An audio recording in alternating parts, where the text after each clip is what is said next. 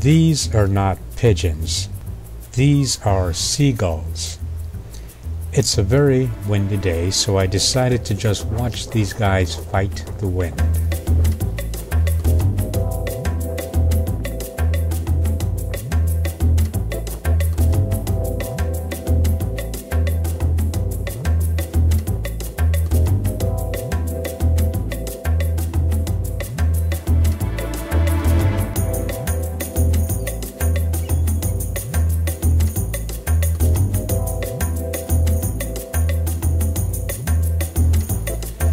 These, on the other hand, are pigeons.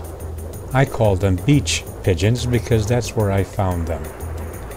But they are not racing pigeons. They are nonetheless very smart birds, I think. My father-in-law bred racing pigeons. He would race them from France back to England. Once, while I was with him in Wales, he released some of his pigeons.